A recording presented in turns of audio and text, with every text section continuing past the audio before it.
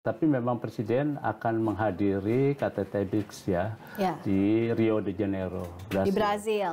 Nah memang kan di Arab Saudi Presiden tanggal 1 hingga 3. Lalu KTT BRICS-nya itu antara tanggal 6 sampai 8. Nah ada jeda apakah Presiden mau rencananya tuh ada 2 negara lagi. Apakah ke Perancis dahulu atau ke Jerman. Nah, kita masih menunggu itu karena sejauh ini agendanya sangat tertutup ya. Tapi yang jelas pada tanggal 6-8 Presiden Prabowo akan menghadiri untuk pertama kalinya KTT BRICS di Rio de Janeiro. Ini menarik karena kan bagaimanapun juga saat Indonesia memutuskan untuk masuk BRICS, banyak sekali gejolak yang muncul terutama dari negara-negara Barat. Betul. Tapi apa yang bisa kita harapkan dengan KTT BRICS ini? Ya kalau dengan Rusia kemarin kita lihat saat kunjungan Pak Prabowo ke Rusia sudah dijamu dengan baik. Meskipun ya Pak Prabowo bilang bahwa kita tetap non-blok. Gimana agar kita datang ke BRICS tapi relasi kita dengan blok manapun itu tetap baik? Bagus. Jadi memang dengan pendekatan tetap non-blok, Indonesia berusaha untuk memperluas pasar ya.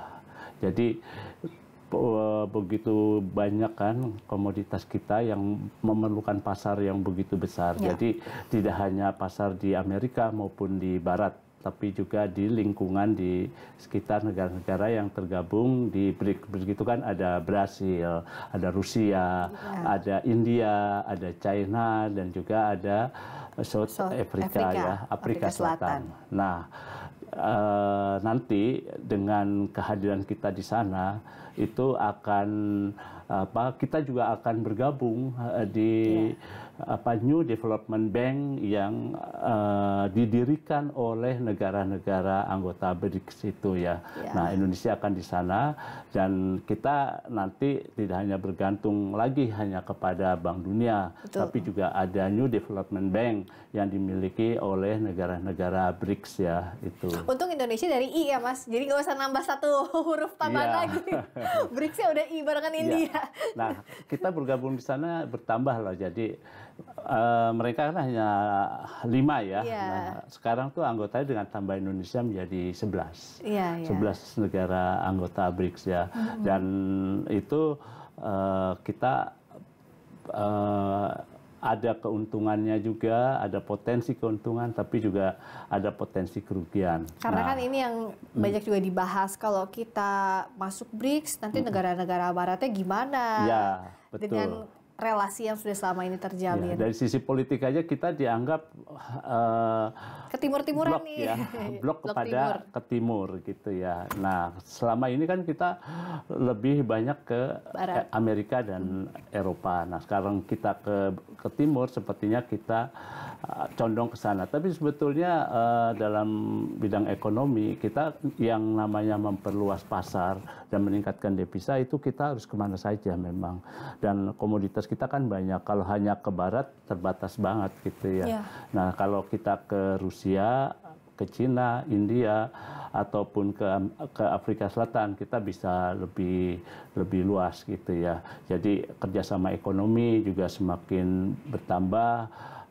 Lalu diversifikasi untuk ekspor maupun impor juga semakin bertambah juga. Meskipun dengan India kita hampir sama gitu ya. Tapi ya memang dibutuhkan strategi dan kreativitas khusus gitu supaya masuknya Indonesia ke BRICS, meskipun banyak yang menilai akan menimbulkan kerugian, tapi kita bisa meminimalisasi kerugian itu justru menjadi positif. Dan secara politik juga kita punya kekuatan baru ya Mas Har, nggak bergantung kepada blok barat tadi seperti yang kita bahas di awal. Salah satu keuntungan yaitu kita akan punya bargaining position yang kuat ya, posisi tawar yang kuat dengan IMF misalnya. Ya Bank Dunia, kita udah punya juga ikut bergabung di New Development Bank yang dimiliki oleh BRICS. Jadi memang sisi keseimbangannya itu yang harus dicari. Jadi so far so good lah ya kalau kita datang ke BRICS ya, kita tunggu apa kesepakatan yang bisa Indonesia capai di sana. Betul, betul ya. Dan memang yang sekarang menjadi tantangan adalah bagaimana dengan kebijakan-kebijakan Indonesia baik ekonomi maupun politik yang terukur gitu ya dan strategis, kita bisa mengambil manfaat positif dari makin luasnya pasar, makin luasnya kerjasama, makin luasnya cakupan wilayah yang bisa kita rangkul. Tapi juga kita bisa meminimalisasi kerugian-kerugian yang dianggap terlalu ngeblok begitu ya. Tapi kita bisa tetap menunjukkan bahwa Indonesia adalah negara yang non-blok ya. Tapi kita bisa mengambil sisi positif dari keberadaan kita di BRICS itu.